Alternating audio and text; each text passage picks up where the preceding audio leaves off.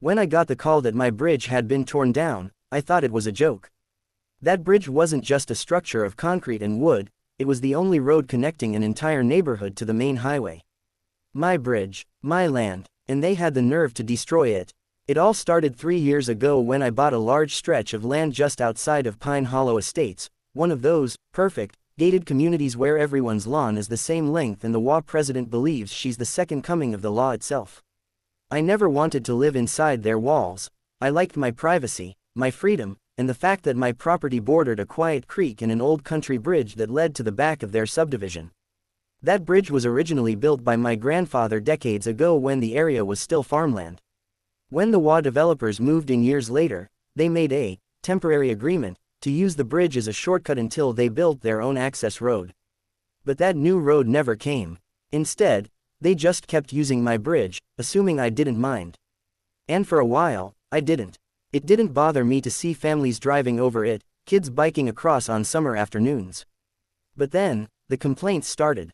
The WA sent me letters, at first polite, then passive-aggressive, and finally downright hostile. They said my bridge was an eyesore, that it didn't meet the community's aesthetic standards, and that it reflected poorly on their property values. They demanded I upgrade or remove it immediately. I ignored them, but I should have known they wouldn't stop there.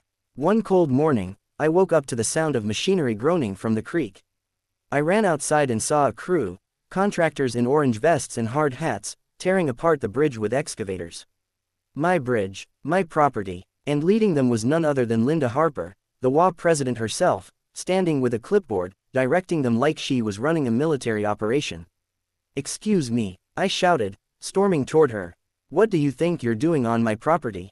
She turned, smiling with that smug WA grin that makes your blood boil. "Oh, Mr. Walker, we're simply taking care of an unsightly and unsafe structure. This bridge has been a liability for years. You should be thanking us." "Thanking you," I barked. "You're trespassing. You're demolishing private property." "Oh, please," she said, waving her hand. "This bridge serves our community. It's been part of our access for years. We're well within our rights." That's when I showed her the boundary map, the deed proving every inch of that land, including the bridge, belonged to me. Her smile faltered, but not for long. "We'll discuss this in court," she snapped and walked away as the crew ripped down the final support beam. When they left, all that remained was rubble, twisted steel, and a gaping hole over the creek where the bridge had stood for 70 years. I stood there, fists clenched, heart pounding. I wasn't just angry, I was determined. Because here's the thing the WA didn't realize. That bridge wasn't just the only convenient way into their neighborhood, it was the only way. Their so-called private road, on the other side, still unfinished. The creek ran deep and wide, and without that bridge, the entire subdivision was cut off from the main road. No school buses, no delivery trucks, no mail, no garbage pickup. I didn't plan my revenge overnight. I planned it carefully, legally, and perfectly. The first thing I did was call my lawyer, a quiet man named Daniel who had a knack for dealing with entitled WA boards. I explained what had happened, and he almost laughed. So they tore down a bridge they didn't own, on land they didn't own, and now have no legal access to their property. Exactly. He leaned back. Then we'll make sure they regret every second of it. We filed a police report for trespassing and property destruction. Then we sent a cease and desist notice to the entire WA, warning them that any attempt to rebuild or trespass again would result in criminal charges. 2 days later, I installed a locked metal gate on my side of the creek.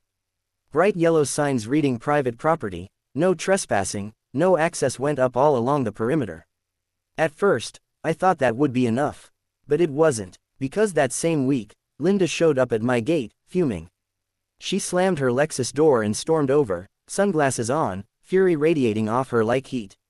"This is unacceptable," she screamed. "Our residents can't leave the neighborhood. We have families trapped in there. You can't just block the road." "I didn't block the road," I said calmly. "You demolished it. You can't do this. We'll sue." "Be my guest," I said, and turned to leave. She tried again. "The city will step in. They'll force you to reopen it." I smiled. "You might want to check the county records first. That bridge was private from day one. You've been trespassing for years." Her mouth opened, but no words came out. Over the next week, chaos unfolded in Pine Hollow Estates. Delivery trucks stopped coming. Residents had to park their cars on the far side of the creek and cross by foot, balancing on makeshift planks. Some tried to cut through my property to make a path, but I had cameras installed everywhere. The sheriff's deputies escorted them out. And just when they thought it couldn't get worse, the rains came. The creek swelled into a torrent, washing away their temporary planks and turning the crossing into a muddy nightmare. I stood on my porch, watching as residents stood helplessly on the other side, waving at passing cars they couldn't reach. The WA tried to build a new bridge, but the permits were denied. The land they needed was mine, and the Environmental Board wasn't about to approve construction without my consent. The irony: they could have just asked me to cooperate before they destroyed it. Instead, they'd have to wait. And pay. By the end of the month, Linda called me again, her voice strained. "Mr. Walker, we need to talk." When she came over, she looked like she hadn't slept in days. "We'd like to discuss an agreement. We'll rebuild the bridge, at our expense, and you can set the terms."